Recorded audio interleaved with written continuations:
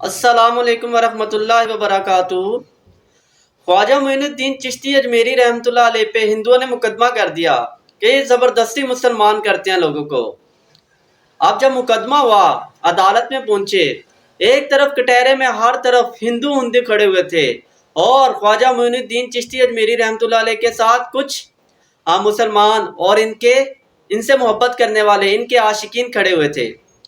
اب ہندو اپنے دلائل پیش کر رہے ہیں جج کو کہ یہ لوگوں کو زبردستی مسلمان کرتے ہیں، جب سے ادھر آئے ہیں ہمارے جو ہندو بھائی ہیں ان کو زبردستی مسلمان کر رہے ہیں۔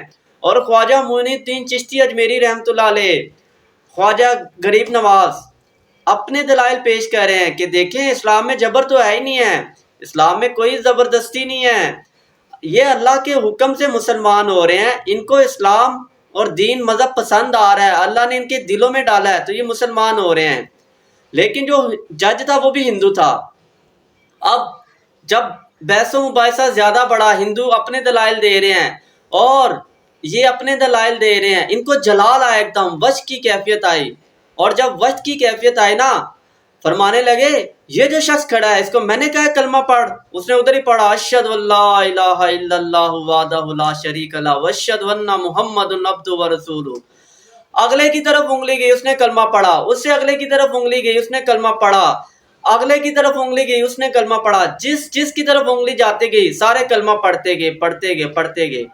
اب اسی اسنا میں جج نے اپنا قلم ان کے حق میں فیصلہ دیا، قلم توڑا اور باغ نکلا اور کہا اگر یہ انگلی اب میری طرف آتی ہے تو مجبوراً مجھے بھی کلمہ پڑھنا پڑے گا۔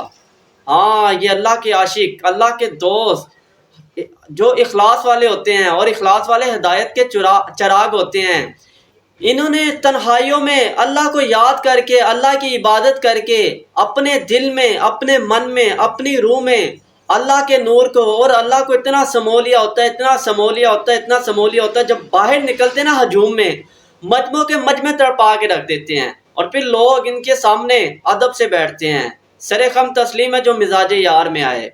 ہاں جی چاہتا ہے پھر وہی فرصت کے رات دن بیٹھے رہے تصور جانا کیے ہوئے، اب جی میں ہے کہ پڑا رہوں در پر کسی کے سر زیر بار منت درباں کیے ہوئے۔ دیکھو اگر بری نظر لگتی ہے نا تو یاد رکھنا اچھی نظر بھی لگتی ہے۔ تیرے نظر کا یہ اثر کہ جس کو لگا شکار ہے، جس شخص کے اندر حسد، کینہ، بغض ہوتا ہے اور اس کے آنکھوں سے جو نظروں کے تیر نکلتے ہیں بری، وہ انسان کو ذلیل و رسوا کر کے رکھ دیتے ہیں۔ اور یہاں تک تو فرمایا، حدیث پاک کا مفہوم ہے کہ میری امت کی اکثر اموات نظر بد کی وجہ سے ہوگی۔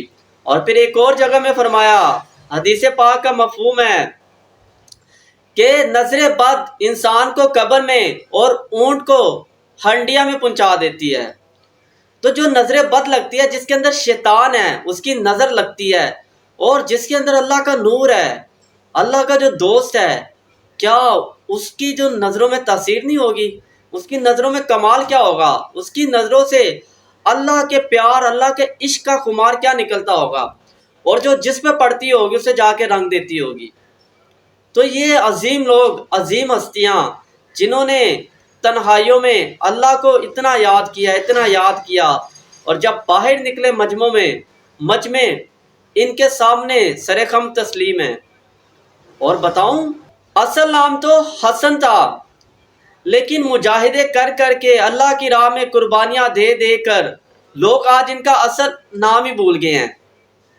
اور لقب ملا حضور پاک صلی اللہ علیہ وسلم کے روزے اطہر سے، جاؤ تم سے کام لیا جائے گا ہندوستان، اور آج سے تم معین الدین ہو، یعنی دین کے لیے مددگار ثابت ہوگے، دین کے لیے معاونت کرو گے، آج سے تم معین الدین ہو۔ اور وہاں سے لقب ملا۔